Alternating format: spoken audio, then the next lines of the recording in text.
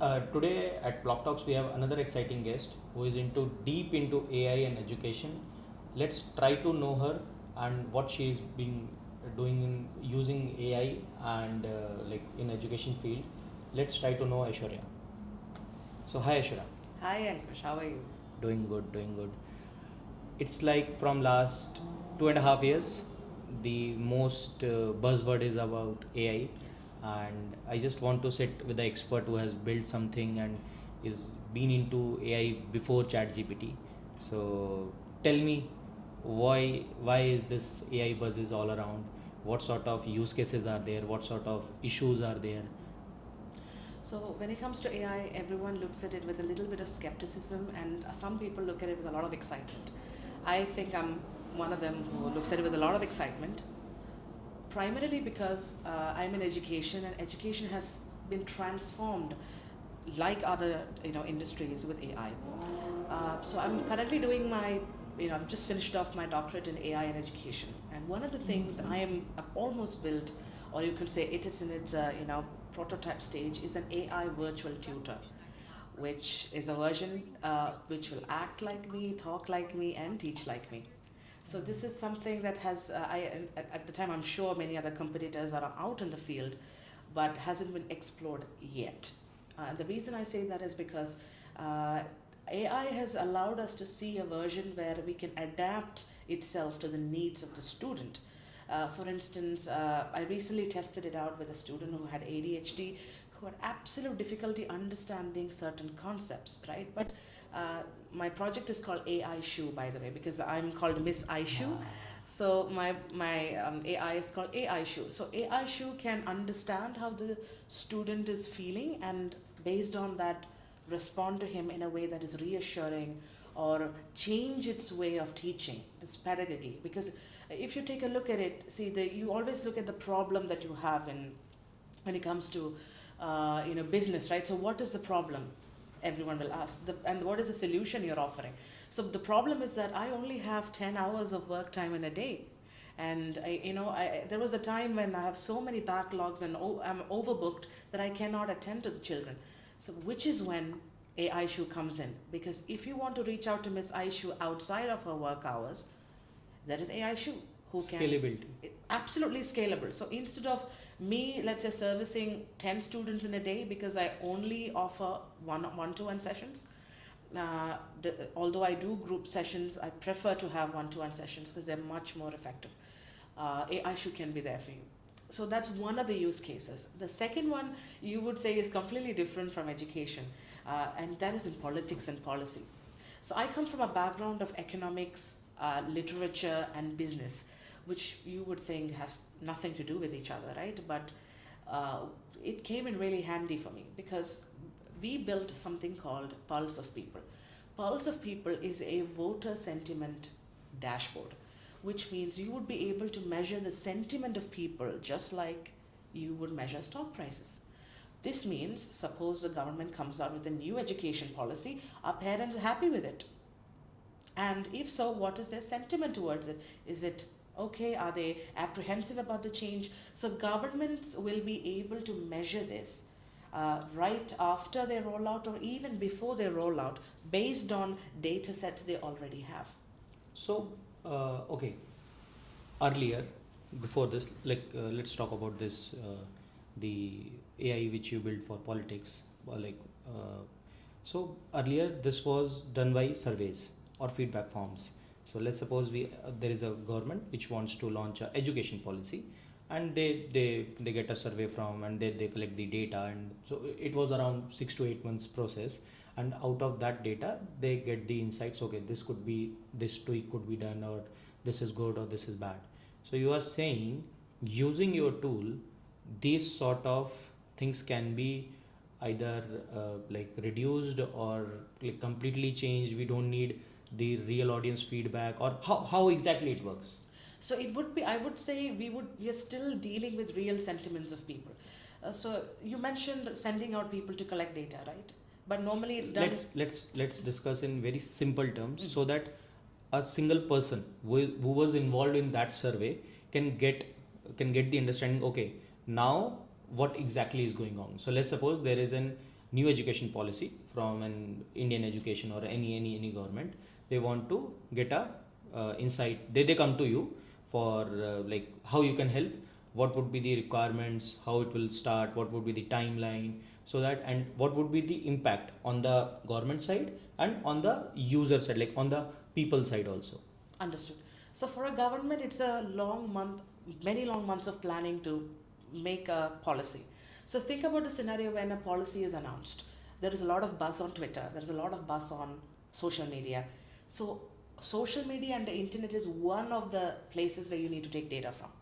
So you would be able to know the sentiment of the people the moment it is announced. Okay. The moment it is announced, you know already. Now, prior to this, you want to understand from, let's say, a sample of people what the sentiment is. You send out surveys using a person, you document it on paper, or maybe you do it on a Google Forms. What you can do with our Field Workers app is that you can record the interactions that you have with the people based upon, of course, the data and the tools that you already have pre-decided with your policy analyst team. This data is also analyzed along with the online data that you have and the existing data that you have. So all the previous data sets, all the real-time interaction, and whatever the data is with you are combined to get these insights for the Governments, because governments that's like really good. they feel. And what's like earlier it was earlier it used to take around 8 months, 9 months, blah time, very long time. So using your tool, what's that timeline?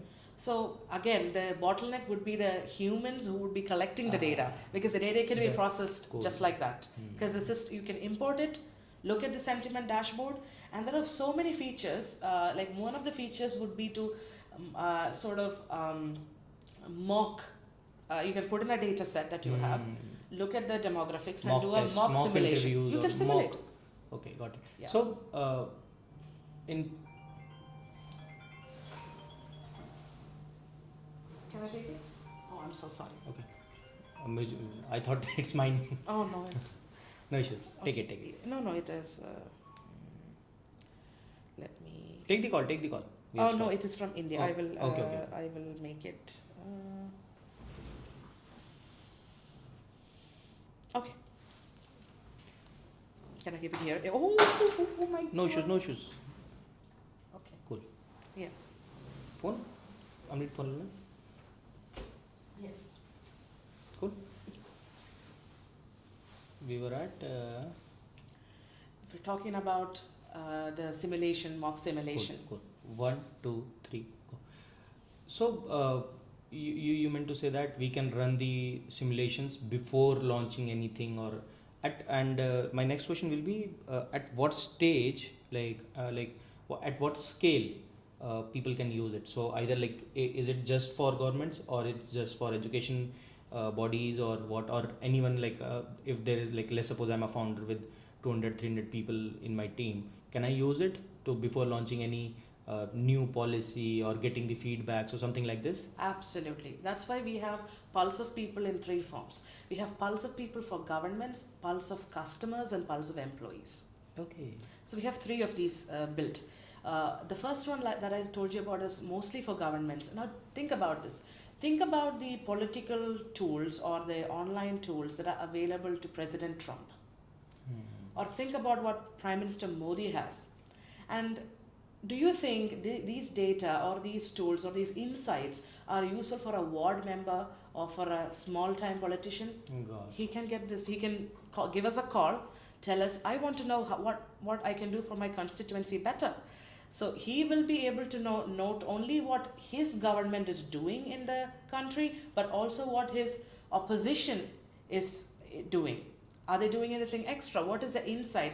So he rolled out a policy, or he rolled out a water treatment solution in a location. Was that effective? Are the people happy? Or similarly, maybe you're addressing the wrong problem. So this is why we have a solution called manifesto matching. So if your manifesto and you're deviating from your manifesto, the AI will tell you. Cool. Yeah. It's okay. It's something which can be like really helpful for audience also, because they can get, okay, these were the promises, these are the actual ground reports, and they can see what exactly is going on, and then they can decide their own.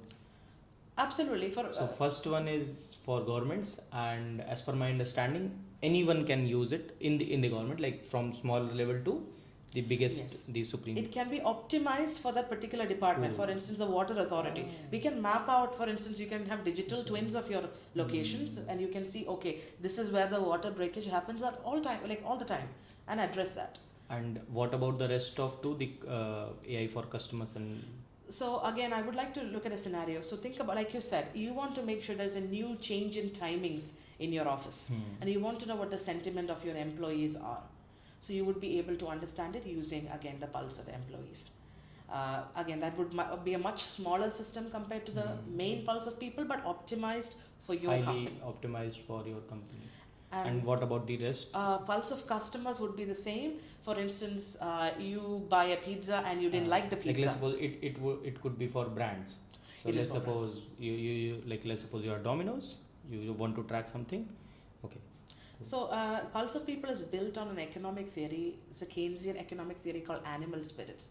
Because we know that people, we expect them to be rational, but we are not always rational. So there are situations where the psychology of buying and selling it's quite erratic. So we cannot model it so easily, but now you can model it using Pulse of People. So we sort of trying to quantify it using a people pulse index. So you have your CPI, you have your HDI, but do you have an index for looking at people's sentiment, your confidence in your media, the confidence in your government, the unemployment rate? So that's why we are publishing a paper on people pulse index, which is a new index which can measure the sentiment. It can get you the in-depth or real insight what people are thinking, what they are planning towards your like decision making and everything. Exactly. So Aishwarya, like it's deep tech into AI, but I want to know how this journey started. How like coming from India to Dubai, like how it started, when it started, how you got this idea and everything about the origin of you into AI or you into education field. I started quite young compared to other people. I was 13 when I started my academy.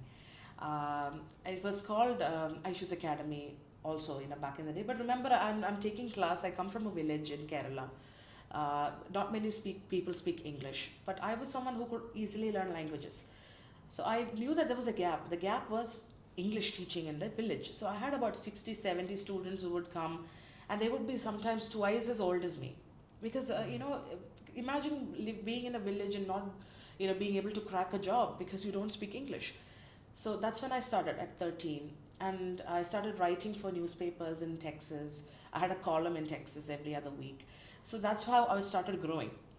We migrated. And this was at 13. Yeah, I was 13. So by the time I was around 15, 16 years old, I had more than 300 articles published.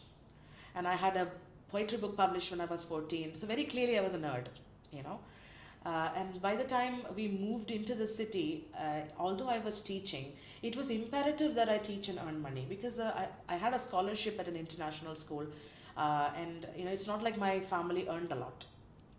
So it was at that moment more about making sure I could afford to keep going to school because I was learning the IGCSE curriculum and then the IB curriculum. And then there is a gap in the market. No one is teaching this. So if you look at the IB curriculum and the IGCSE curriculum, that's almost 10 years ago. There was only one school or two schools in Kerala, the whole of Kerala. And in Mumbai, you have so many. So this was a gap. The students were not getting adequate support. And the only tutoring center that provided this was beyond my affordability, which meant I studied on YouTube. So I had Khan Academy. So these are the only places where I can learn. And I managed to graduate top of my class despite coming from, I didn't come from an international background. So that's when I thought, why not do this offering? So along with, let's say, college, I was teaching in the morning. So waking up at 5, teaching, and then I'm going to college. And that's when one of my students, he was homeschooled. So no teacher would have him because everyone would say, this kid cannot learn. But then what I realized is that, if you give him a math question, he will write the answer, but it would be the answer to some other question. So that kept me thinking, why is he like this? That's when it turned out he had eidetic memory. So instead of understanding the question, he would memorize it because he was able to say, Miss, it's on page number 52. He was that good. So that's when I realized kids need adaptive learning. They're not alike. So I became more technology oriented, and I could say that the different students that I got was the initial data that I had on how to build a system that could adapt to the needs of the children. And the parent of the child was so impressed, he turned out to be a data scientist himself. That at 19, I got offered a job at his big pharma consulting company. So I worked there for a couple of years alongside college, hustled super hard, and found myself bringing these technology into the academy that I had. And then after my master's, which I took in English literature, and you would ask why the big jump? Then again, think about how at that opportune moment, ChatGPT came out. And one of the first things I did was trying to see if ChatGPT could write like Shakespeare, or doing that comparison. So doing that literature and thinking about the model that it is built upon, I could make a lot of connections again. Fast forward, started working for elite families in the Middle East, in the US, all over the world, and I found myself making programs, educational programs for their families. Okay. New insight, because until now I was working in a mass market. Okay. Now I'm working for people who set policies for other people. That got me thinking, because when an 8th grader or a 9th grader in India goes for tuitions, and the thing that he constantly hears is, you need to make sure you get a good job. When I'm sitting in a boardroom teaching a billionaire or billionaire's son, I am not teaching him to be an employee, I'm teaching him to be an employer. So the mindset is completely different. So which means when you have a child at home I would say in a middle class family who is sitting and watching TV in the evening, your future employer is being groomed. Yes. In a boardroom, sitting with adults, not taking decisions but learning to take decisions. So this was again something I felt should trickle down into our mainstream life. It was something I didn't have. If you take a look at a classroom, in a regular classroom, and you have, let's say, 10 students, you have 5 of them who at home and also in school are being trained to think, okay, I will go and get a nice job, I'll get a salary every month, and the mindset is salary is going to come no matter what, you're safe. It's the 90% of world. 95%. 95. But what about the other 5%? Do you think their families are urging them to go get a job? No. They are training them to either take over their existing companies, or if not, training them to be future employers. How many parents think like that? That my child should be an employer and not an employee. He should give jobs to thousands of people. The training that is required for both of this is totally different. Because right from a young age, you need to let them know, because you're feeding into them what they should be. You need to be an architect, not you need to own an architecture firm. You need to be a doctor, not maybe you should start a hospital. Because for both of these, you might need similar skills, but there are additional skills that you need. Like leadership skills and mindset, because the mindset is totally different on both the sides. If you talk about 95% of the world, they think, okay, we'll get the money to solve this problem. But for the people whom you are referring to, they have the money to solve the problem. They want to have a right path or right mindset where to utilize and when to utilize this money to sort that problem or identify that problem. So the difference is huge, and you are saying that you are involved in that scenario where you are teaching these people or creating the systems where this sort of mindset is developed, how to train them for decision making and everything. So can you give us a brief about like how our educational curriculum looks like for these sort of students? Absolutely. So it's not like what they learn is very different from other students. The curriculum they learn might be the same. Okay. The only difference is in Dubai, it's mostly geared towards IGCSE, IB, and all of that. But in India, that's also available. But I have students from CBSE backgrounds where their outside school hours is vastly different from how it is for, let's say, a regular student. For instance, waking up in the morning and watching news, or making sure that they go with their parents to their workspace and understanding how, let's say, a boardroom meeting works. So this is how it would happen on a let's say on a very lower end. But on a higher end, when you're dealing with, let's say, billionaires, heads of corporates, and how their children are raised, they would. There are scenarios where I teach in a boardroom because they are in between meetings, or they're in between meetings, and there is a scenario, and I can tell you, all of my, let's say, my crypto investments or my stock investments are advised by a 15-year-old girl that I teach, because she has vastly more knowledge and experience in trading than me. So where does this come from? It comes from the conversations they have and the adults they're interacting with, and the scenarios that are made for them. So it's not like they are actively involved in the family's decision making, business decision making, maybe not as decision makers, but present there, so they learn how it works. Skills like negotiation, skills like leadership, money management. These things I feel we really do not teach our kids back at home. So let's suppose, because you are working with this elite class, what 5 skills you will strongly recommend to everyone, the rest of 95%, to like parents, so that they can teach or ask their children to focus on, other than studies and all, they have all the options. And from where, let's suppose they don't have an option like you started with YouTube and all, so from where or which person to follow, or any free resource, so what could be that advice? The best skills that I'm going to point out does not even require an iota of money, not even a rupee. Time management. If you commit to a time, they are there at 1. If it's 1 o'clock, they're there at 1 o'clock. Okay. So the you first need to one is time management. You need to And how respect to it. learn this? Instilled at home. If breakfast is at 8, parents also need to make sure it is at 8. If you commit to a time, you need to be there at a time. That's really important factor. Cool. Second is discipline. So if you're going to the gym at 9, you need to do it every day. Discipline and commitment and consistency. This is also something that I have seen. Third is your word is your promise. One thing I've noticed is if they say they'll do something, it will be done. So you do not make fake promises. If is it doable, then you commit to it. If not, then you do not do it. So these 3 things I think can be instilled at home. It's free. If you look at the 4th one, leadership.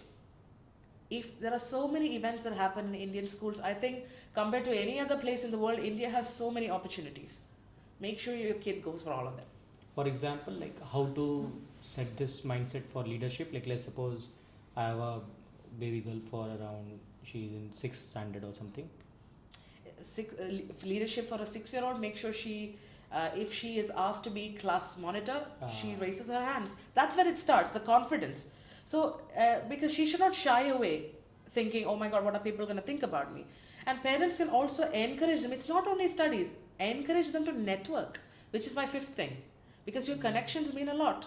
So you're not supposed to be sitting in a corner and reading books. I did that until God knows forever. But the moment I started interacting with people, I realized my network is my power. My connections are going to help me pick up a phone and know where exactly what I need is there. So to build these connections, it starts in school. Cool. You need to have friends. And it's not like your friends are not, a means to an end. I'm not saying that. But, building good friendships, good relationships, good networks is essential for the future. So you talked about the importance of network or networking. So how a person who is just starting his or her career in Dubai or across the world should take these opportunities, like how they can start the networking part? Either like there are multiple people, they say go to events, do LinkedIn outreach or email, or as per you what works better. And important thing is that people start to network, but they don't nurture that network. They don't focus on, okay, just if they have 10 people, they will not focus on 10. They will start going, okay, I want more and more. So how you crack this, and how you maintain that healthy relation with your network? All right, so I have two things I want to tell people based on this. There is an upcoming AI personal relationship manager called Linkist Okay. that you should download and put yourself on the waiting list.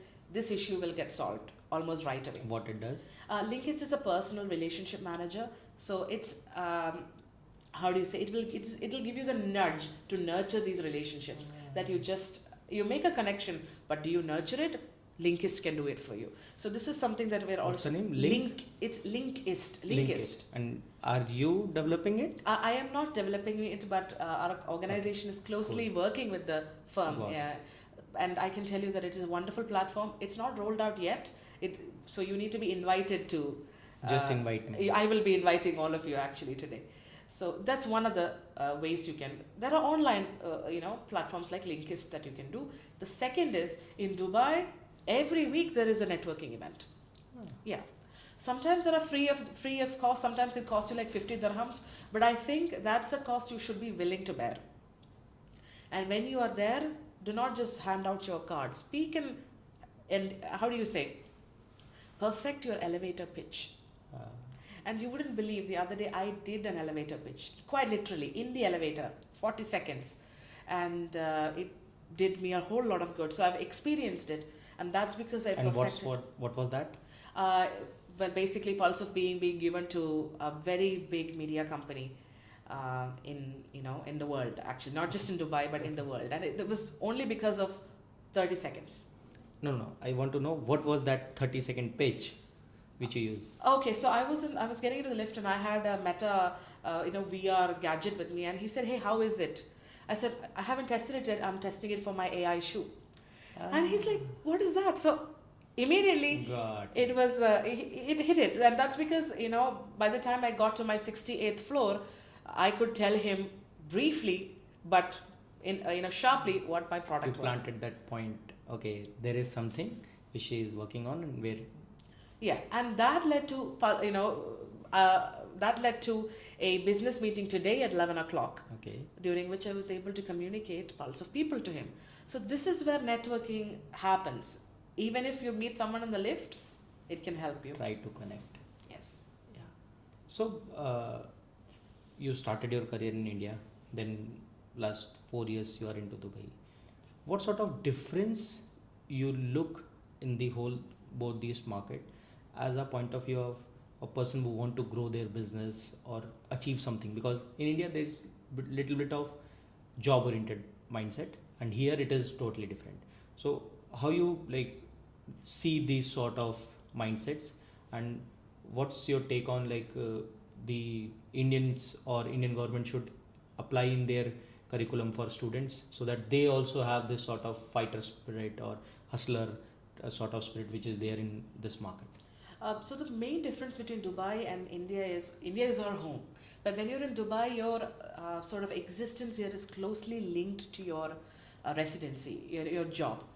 But even then, there are many who break out of that job and make themselves employers. And this is purely because of dedication and hard work. I always feel the desert makes you cry when you come here first, and then it gives you everything. And this is my experience. And second, the government in Dubai has made it so easy for you to start a business. But in India, at times, it's not so easy because you have so many regulations and it takes a little bit of time. But time is money. So you look at an entrepreneur, and you compare the ease of doing business in Dubai, it's easy. Because the government is giving you 200% support. And in India, you constantly need to monitor. So many forms to fill, which I feel is a deterrent to business. The second thing is, in Dubai, I think there's a lot of talent from all over the world that you can take in. In India, of course, we have extremely talented Indian people, but are they able to access? So that information failure sort of exists in India as opposed to Dubai, I would feel. So you mentioned about the hard times in Dubai in the initial days. What was that? So let's suppose someone is shifting to Dubai for business or for job. What you want to share about So when I first moved to Dubai, I didn't know that many people. People here, that? And although this was after COVID. this was after COVID. After COVID, life as we knew it before it had completely changed. When I came here, I realized, okay, when it comes to tutoring, you can't just go and start teaching. You need to have a license for it. And before that, you need to have a visa for it. And who gives a visa? And only an employer can give you a visa.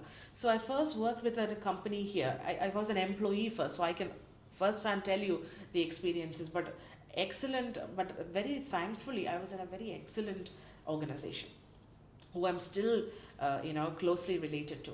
But 8 months later, I got the golden visa in Dubai, and that's because I got nominated by the Ministry of Culture based on the achievements that I had, and I got the golden visa. And let me tell you, that opened up so many opportunities because now I could be my own person in Dubai, and I could work here, live here. I could come whenever I wanted to, go anywhere I wanted to.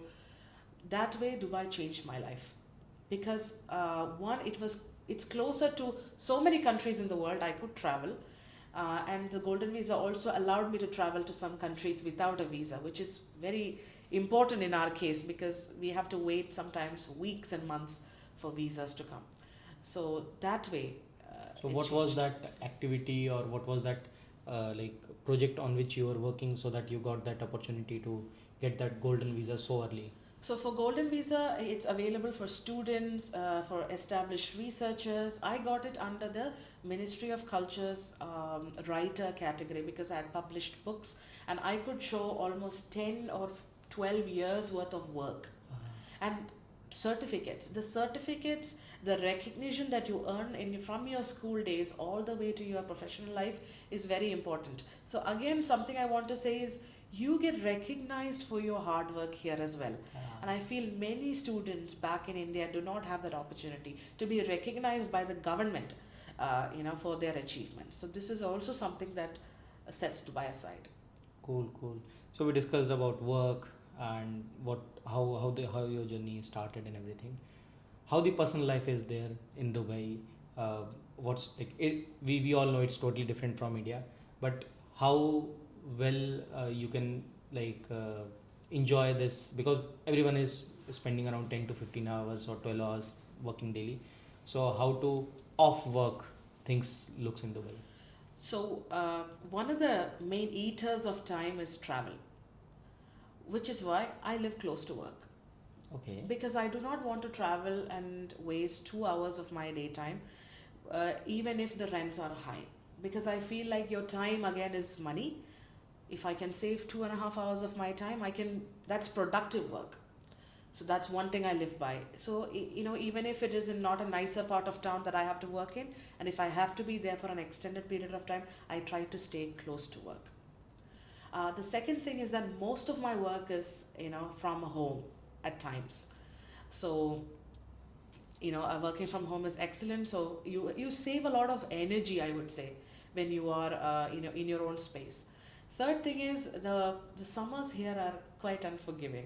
So I live in Dubai for about 9 months in a year, and for 3 months I travel. And what are these locations? So this time I went to Laos, Thailand and Malaysia.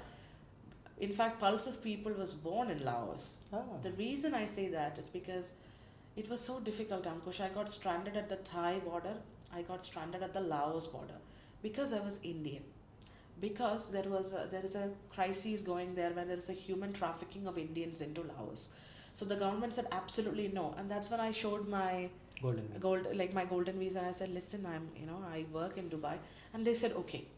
So they first they wouldn't let my husband go, but then I went and told them, listen, I have this.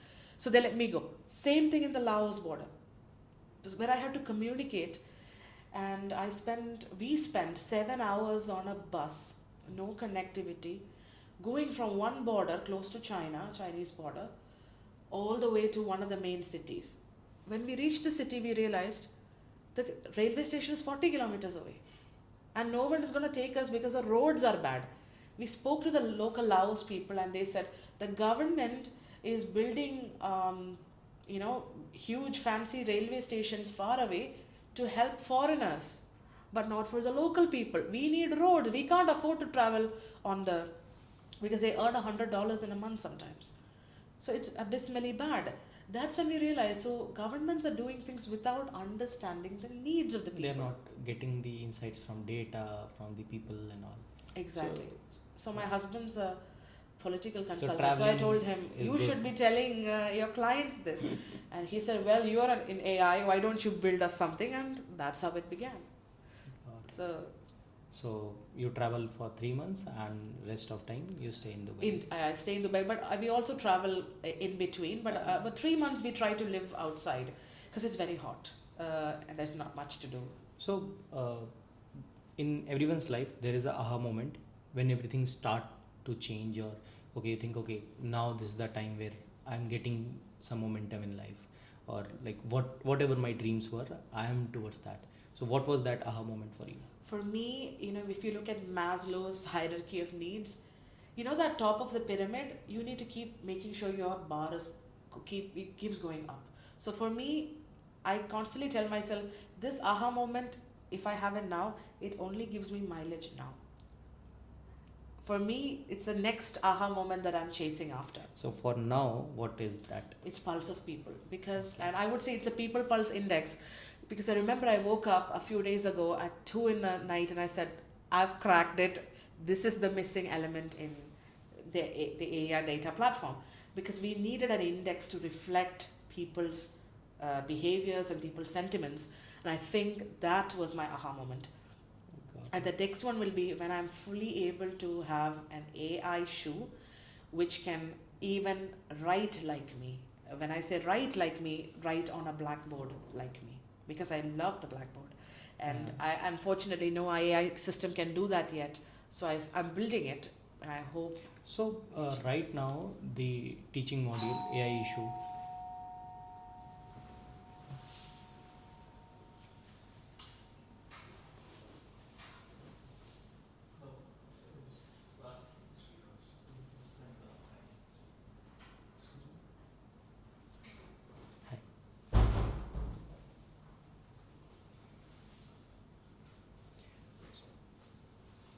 So we were discussing.